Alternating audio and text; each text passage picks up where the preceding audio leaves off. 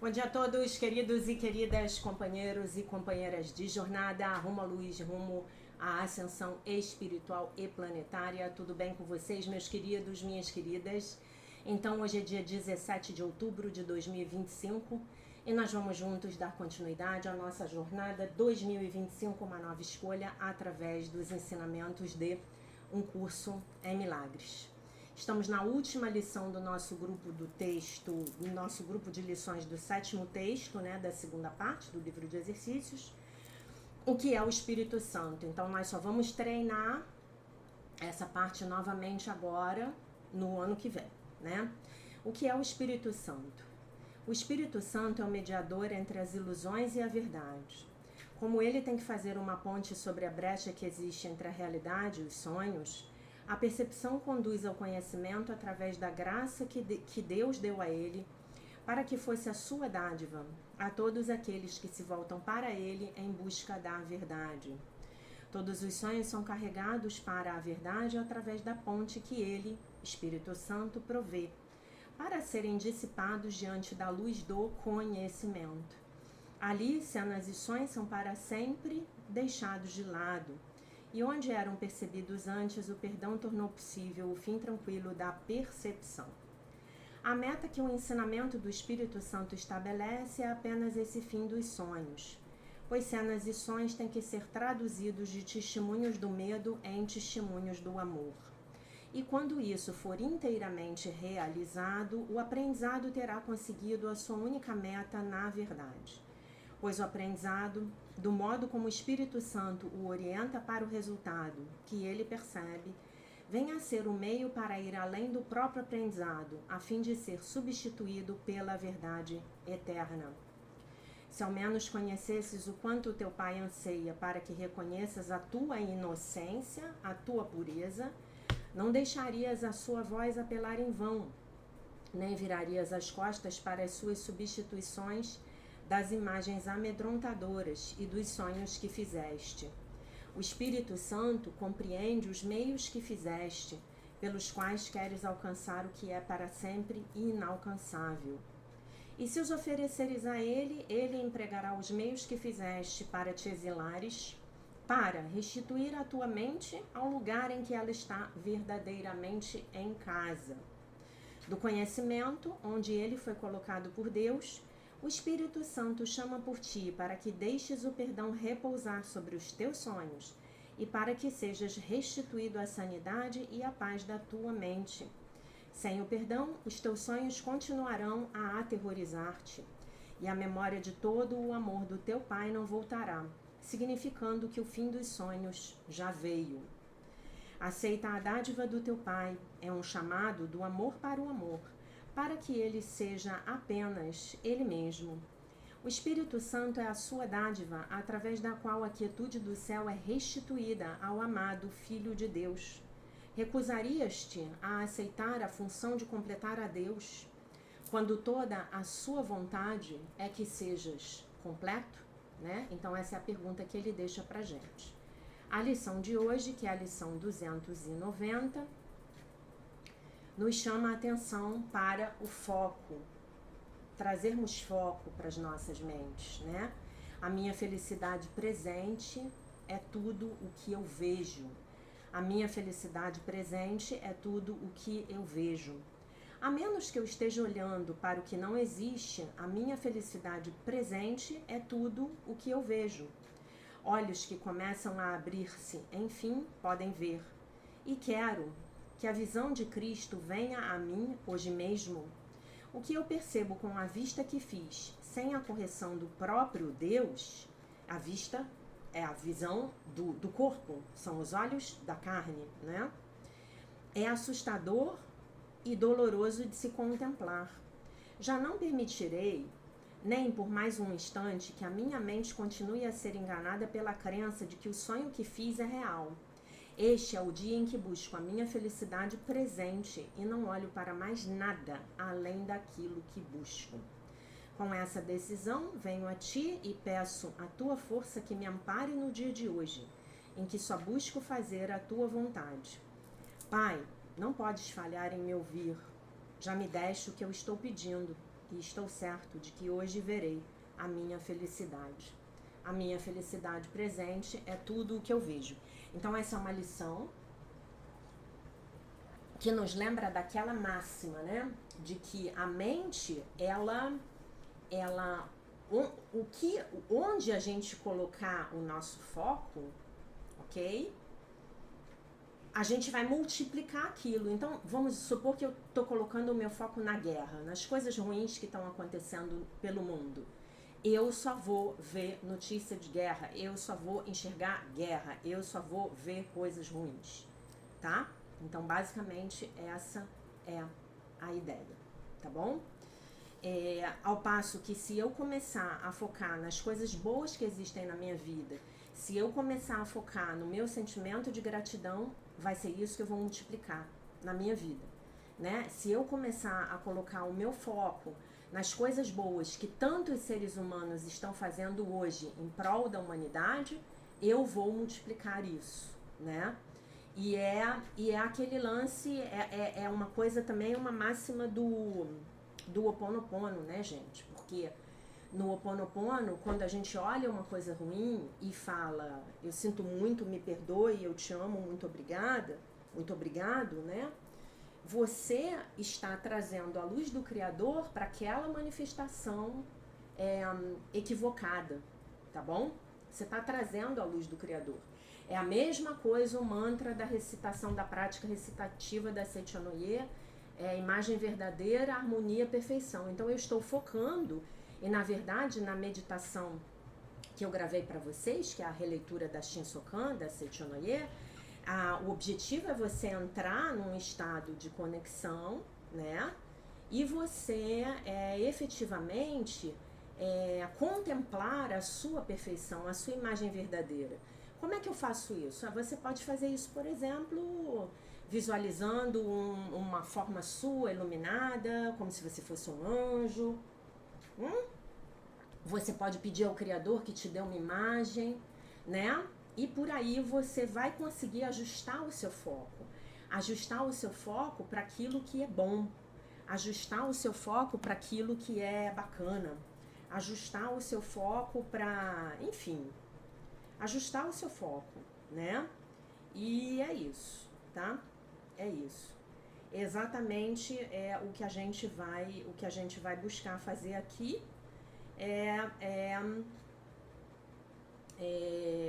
trazer essa consciência, né, para vocês, né, de que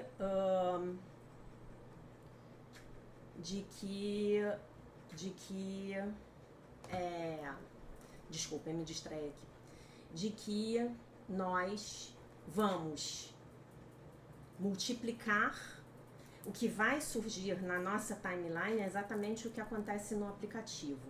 Quanto mais atenção você dá para um determinado tema, mais posts daquele tema começam a surgir para você no seu Instagram, no seu Facebook, né? No YouTube, né? Então, se você está interessado em um curso em milagres, chegam vários posts de um curso em milagres. Se você está interessado em reclamar, chegam várias coisas com notícias ruins, contando tudo de desgraça que está acontecendo no Brasil e no mundo, tá? Então, essa lição é exatamente sobre isso. Eu hoje escolho focar na minha felicidade presente. E aí, o que eu vou fazer? Eu vou multiplicar a minha felicidade. Concordam comigo? Eu vou multiplicar a minha felicidade. Porque mais coisas felizes virão para a minha vida. Eu vou manifestar mais coisas felizes, né? Eu vou manifestar, eu vou convocar para a minha realidade mais coisas felizes. A minha felicidade presente é tudo que vejo. Aí no final ele diz assim: com essa decisão, eu tomei uma decisão, focar no positivo é uma decisão que eu tomo, venho a ti e peço a tua força que me ampare no dia de hoje, em que só busco fazer a tua vontade, né? Pai, não podes falhar em me ouvir, já me deste o que eu estou pedindo e estou certo de que hoje verei a minha felicidade presente, né? E aí Deus vai começar a me mostrar como a minha vida é boa, feliz, como a minha vida é próspera, como a minha vida é bacana, né? É foco, é foco. É exatamente aquilo que os mentalistas falam aí já, sei lá, Há 100 anos eles já estão falando isso, para a gente focar no positivo, para a gente manter a mente numa frequência positiva. A minha felicidade presente é tudo que eu vejo. A Linguagem da Liberdade, de Melody Beach. Texto do dia 17 de outubro. Emoções e entrega. Entregar-se é uma experiência altamente pessoal e espiritual. Entregar-se não é algo que possamos fazer em nossa mente. Não é algo que possamos forçar ou controlar pela força da vontade, pela força de vontade. É algo que experimentamos. A aceitação ou a entrega não é um embrulho bem feito, um pacote fechado e arrumado. Geralmente é um pacote cheio de ressentimentos, raiva, rancor e tristeza, seguido pela libertação e alívio. Quando nos entregamos, sentimos decepção e raiva de Deus, de outras pessoas, de nós mesmos e da vida. Então chegamos ao centro da dor e da tristeza com a pesada carga emocional interna que precisa ser libertada para que possamos nos sentir bem. Quase sempre essas emoções estão ligadas à cura e ao desprendimento num nível mais profundo. A entrega põe as rodas em ação. Nosso medo e nossa ansiedade com relação ao futuro são liberados quando nos entregamos. Estamos protegidos, somos guiados. As boas coisas foram planejadas para nós. Agora está sendo dado o passo seguinte. A entrega é o processo que nos permite andar para frente. É como o nosso poder superior nos empurra para a frente. Confie na exatidão do tempo e na liberdade do outro lado, enquanto se empenha humanamente através dessa experiência espiritual chamada recuperação da codependência, né? Hoje estarei aberto ao processo de entrega em minha vida. Permitirei a mim mesmo sentir todas as emoções poderosas e desconfortáveis que devem ser sentidas e liberadas, porque se eu não sentir, eu não consigo deixar ir. O primeiro passo para deixar ir é sentir, ok? Então vejam que interessante, né? Como esse texto, ele se casa bem, emoções e entrega, com isso que eu acabei de falar, né? Sobre nós mantermos nossas mentes no positivo, né? E para nós mantermos nossas mentes no positivo, nós temos que deixar todos os sentimentos virem, né? Isso é muito importante, gente. Isso é muito importante. Essa consciência de não bloquear, essa consciência de deixar passar. Não resista ao mal, entre aspas. Não resista a esse movimento interno que está acontecendo dentro de você. Deixa a dor vir. Fica na dor. Sente a dor. E entrega ela para o Espírito Santo. E aí vai ficar muito mais fácil você praticar. A minha felicidade presente é tudo que vejo. Porque quando você pratica essa lição, na verdade o que você está fazendo é chamar. Você está chamando coisas boas para a tua realidade. Mesmo que a tua realidade seja desafiadora. Ok? Mesmo quando a nossa realidade é desafiadora, quando eu tenho essa prática, que é muito, eu vejo isso muito focado na gratidão, né? Muito focado na gratidão. Nós conseguimos verdadeiramente manifestar mais coisas boas, né? É um processo, digamos, de positivação da mente. Mas esse processo de positivação da mente, ele não é obtido sem antes de você fazer esse processo de entrega, sobre o qual a Melody Beach estava falando no texto dela, né? O processo de eu me entregar ao que está acontecendo no meu momento presente. Vocês vão observar que quando vocês começarem a praticar isso, o sofrimento de vocês diante de situações externas que sejam desafiadoras vai ser muito encurtado. Vai ser muito encurtado. E aí ela fala da aceitação, né? Se eu não aceito o que está acontecendo, como é que eu vou poder transmutar isso? Para eu transmutar algo negativo, eu tenho que primeiramente aceitar que aquilo que está acontecendo comigo não é legal, né? E aí eu deixo essa dor, essa tristeza, essa mágoa, essa decepção passar por mim. Eu me abro para receber isso e depois eu me abro para soltar isso. E aí eu vou poder verdadeiramente falar, a minha felicidade presente é tudo que eu vejo. Ou se ficar difícil para vocês, vocês podem falar, a minha felicidade presente é tudo que eu quero ver. A minha felicidade presente é tudo que eu estou disposta a ver agora. Pronto, eu estou trazendo essa manifestação para a minha vida, né? E aí é o que eu já falei para vocês muitas vezes, né? A grande questão não é que os desafios não vão mais acontecer na sua vida quando você estuda um curso em milagres. É o tempo, como dizia a minha professora, em que você vai ficar na M. É o tempo em que você vai ficar no sofrimento. Esse tempo é muito importante. Mas esse tempo é muito importante. Esse tempo começa a ser o mínimo necessário para você aprender a sua lição. E essa lição de entrega, de aceitação, de deixar ir, de desapego, é uma das que a gente tem que aprender, tá? Passo para o Amor Encantado. O texto dela diz: o desafio da nossa geração é passar do mim para o nós. É a maturidade que assumimos quando queremos aprender a amar uns aos outros de um lugar são e sagrado. Os narcisistas são solitários. Os narcisistas interpretam erroneamente a independência, geralmente confundindo compromisso com a solidão, com saúde psicológica. Uma mulher minha conhecida disse-me certa vez que estava profundamente impressionada com um homem que acabara de conhecer, que morava em outra cidade. Embora se conhecessem, houvesse pouco tempo, ela sentia no coração que algo muito especial tinha acontecido entre eles. Uma mágica romântica muito rara na vida dos dois. Umas 2 semanas depois, perguntei a ela como ia o relacionamento. Bem, não vai, disse ela. Quero dizer, afinal eu acabei de conhecê-lo, eu o acho fabuloso e juntos atingimos alturas incríveis. Entretanto, não posso tomar decisões importantes em minha vida baseada nisso. Hesitei. Minha nossa, disse eu era capaz de jurar que poderíamos. Devemos basear nossas decisões em coisas menos importantes? Ela deu as seguintes desculpas para explicar por que não podia ficar com o homem.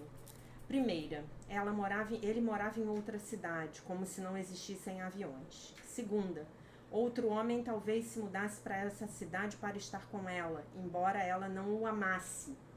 Terceira, ela não sabia se poderia ficar com esse novo amor e prosseguir em sua carreira.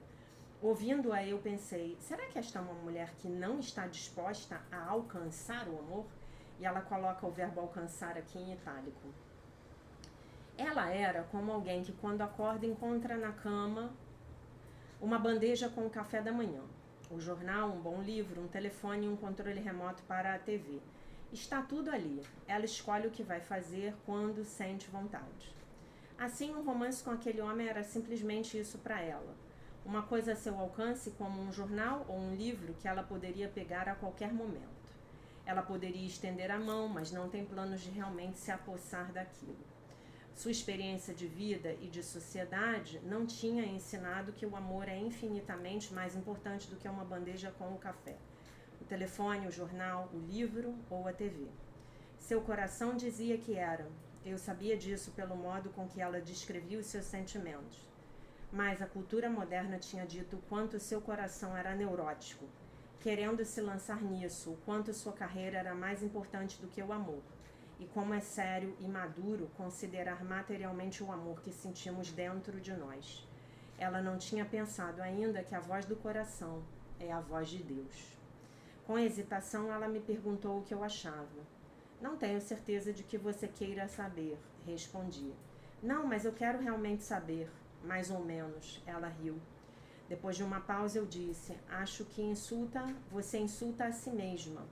Empregos, casas, dinheiro e até sexo vêm e vão, mas o amor é como um pássaro mágico. Quando voa para longe, você não tem nenhum controle sobre ele, nem sobre quando vai voltar. Fico surpresa por ouvir você dizer isso, disse ela suavemente. Você tem uma carreira. E, obviamente, põe a sua carreira em primeiro lugar. Disse eu, e minha nossa, isso não é verdade, disse eu. Pode parecer assim para você, mas acho que se eu pusesse a minha carreira em primeiro lugar, como você diz, não sobraria grande coisa dela. Quando o meu coração fala, eu tento escutar, porque eu iria devotar o meu coração a qualquer outro assunto, senão aos relacionamentos. Não acho que seja menos importante amar um homem do que amar qualquer outra coisa. Os relacionamentos fazem parte do plano de Deus para a salvação, né? E tudo na vida é melhor quando temos o amor em nossas vidas. Quando temos amor em nossas vidas, perdão. Eu era como aquela mulher no passado, pensando que o romance e Deus viviam em cantos diferentes do universo. Porém, isso não passava de um esforço insidioso em minha mente para manter os meus relacionamentos longe das mãos de Deus. Eu pensava que meus anseios românticos mereciam menos respeito do que o meu desejo de realização profissional. Muitas mulheres de minha idade cresceram com a falsa ideia de que homens e bebês devem ser objetivos secundários. É bem a minha geração. O que é o amor e o milagre de dar à luz comparados à sublime sensação de apresentar seu primeiro relatório trimestral? Éramos tolas a esse ponto. Fomos ensinadas a procurar coisas que podíamos controlar. É claro que é o amor que nos conduz, e não o contrário. A maioria de nós, tanto homens quanto mulheres, apavora-se com a ideia de unir os nossos corações com os dos outros. Com os de outros. Dizemos não, mas nos apavoramos. Dizemos que não, mas nos apavoramos. Mesmo quando estamos num relacionamento e vetamos a sua força mística. Transformamos os amantes em companheiros de quarto, mordomos ou criadas. Evitamos a luz evitamos a luz verdadeira no centro da paixão romântica. Temos medo de que ela nos devore. Isso acontece porque ela nos devorará e realmente devora. Dominar a nossa ideia de separação é de fato o propósito espiritual do amor. A alquimia do amor transforma o pequeno em infinito. O romance encantado é uma chama destinada a queimar a nossa noção de estranho em relação a outra pessoa e ao próprio Deus. Tantos de nós passaram anos dizendo: eu me perco demais nas outras pessoas, preciso ficar longe de relacionamentos. Muitas vezes isso é verdade, mas depois de um certo tempo essa ideia se torna uma racionalização para evitarmos o amor. De repente chega o dia em que nos desenvolvemos e sabemos quem somos. Então muitos de nós nos sentimos felizes por nos libertar das armadilhas da separação. Resistir à intimidade, receando que se você amar estará arriscando interdependência ou envolvimento, é como resistir à vontade de comer, por medo de ficar obeso. Isso, como sabemos, não é sensatez, mas uma disfunção grave. Em certo momento, uma vez estabelecida a sua identidade, é imperativo se deixar perder outra vez. Do contrário, você jamais conhecerá o amor. Deus, aí ela bota uma oraçãozinha, tá? Que eu vou ler agora. Deus amado, sinto que amo esta pessoa. Eu poderia perder tudo o que eu tenho. Não tenho ideia de onde esse amor vai me levar e na presença dele nem me incomodo. É força ou fraqueza ter fé nesse sentimento? Por favor, iluminai a minha mente e o meu coração. Deus amado, pois o meu navio está perdido no mar. Amém. Realmente, Mary Ann estava apaixonada quando ela escreveu esse livro, ou tinha acabado de viver uma paixão. Eu não sei, porque é um livro muito poético, né? Gente, repetindo a lição. Lição 290, a minha felicidade presente é tudo o que eu vejo. A menos que eu esteja olhando para o que não existe, a minha felicidade presente é tudo o que eu vejo. Olhos que começam a abrir-se, enfim, podem ver. E quero que a visão de Cristo venha a mim hoje mesmo. O que eu percebo com a vista que fiz sem a correção do próprio Deus é assustador e doloroso de se contemplar. Já não permitirei, nem por mais um instante, que a minha mente continue a ser enganada pela crença de que o sonho que fiz é real. Este é o dia em que busco a minha felicidade presente e não olho para mais nada além daquilo que busco. Com essa decisão, venho a ti e peço a tua força que me ampare no dia de hoje, em que só busco fazer a tua vontade. Pai, não podes falhar em me ouvir.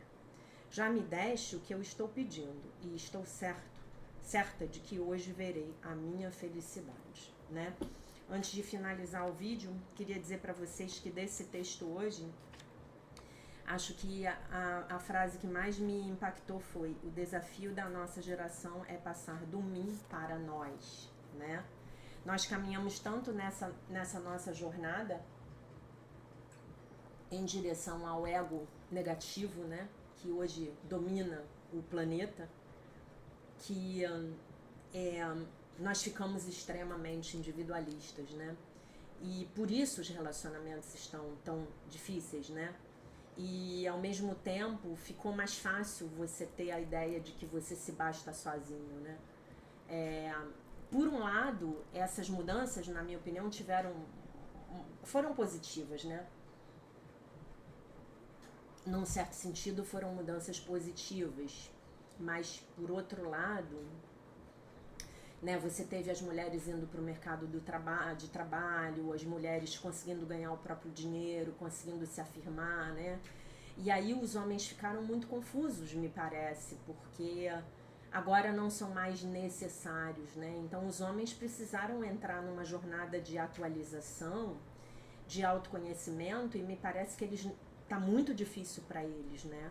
Eles meio que se fecharam, não conseguiram se atualizar, né? As mulheres, nesse sentido, estão buscando mais o autoconhecimento, estão mais imbuídas do propósito de fazerem diferente, de escolherem de forma diferente, porque há uma liberdade hoje para o sexo feminino que não havia, né? Essa liberdade veio por conta dos métodos contraceptivos, veio por conta das mulheres alcançarem, né, começarem a encarnar, incorporar esses arquétipos mais independentes, né, das deusas, digamos assim, né, e os homens ficaram um pouco paralisados nisso. E agora, né? Então é como se, assim, a minha impressão é como se essa nova mulher nasceu, ela ainda está um pouco raivosa, né? Ela está um pouco raivosa, ela precisa sair dessa raiva. Ela tá com ódio dos homens, tá querendo se vingar, tá meio que numa energia de desprezar os homens.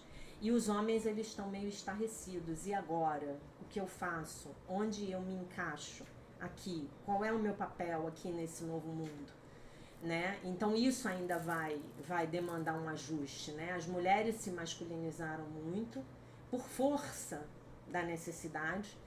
Os homens caíram numa energia muito feminina, muito passiva, muito inerte, né? Muito, assim, digamos que surpresa, como se os homens estivessem olhando e não sabendo ainda qual é esse novo papel deles, né? Então esse novo feminino, esse feminino sagrado está emergindo e o masculino sagrado terá que emergir, né? Eu já conheço pessoas que estão nessa jornada com relação ao masculino sagrado, conheço homens e fazendo uma bela jornada, né? E um deles me disse que as mulheres, elas vão primeiro, elas seguem primeiro, elas vão nessa jornada de autoconhecimento primeiro, né? Mas que os homens, quando chegam, eles vão mais rápido. E aí, tipo, eles correm mais rápido e conseguem compensar o tempo, né, que foi perdido por não terem feito nada. Eu realmente espero que esse meu amigo esse meu mentor, na verdade, ele esteja correto. Espero que assim seja e que em breve possamos ver um renascimento dos relacionamentos entre homens e mulheres. Tá bom, gente? Acho que agora o livro de Marianne ele vai começar a esquentar, porque ela realmente vai começar a falar dos relacionamentos, né? Então, que hoje a nossa felicidade presente seja tudo que possamos ver, tá bom? Lembrando a vocês, daqui a pouco eu tô viajando, amanhã eu não sei que horas o vídeo vai sair, tá bom? Me desejem boa viagem, boa sorte, tá bom? Vou deixando vocês atualizados sobre se a live stream vai acontecer no domingo. Eu realmente espero que a gente consiga fazer. Estou levando aqui os livros e a gente continua os vídeos do jeito que a gente sempre fez, tá bom? Esta era a mensagem que eu tinha para vocês, meus queridos e minhas queridas. no dia de hoje, tá bom? Deixo vocês com as minhas bênçãos, com a paz de nosso Senhor Jesus Cristo, com um beijo imenso. E se Deus quiser, nós nos vemos novamente amanhã. Bye, bye.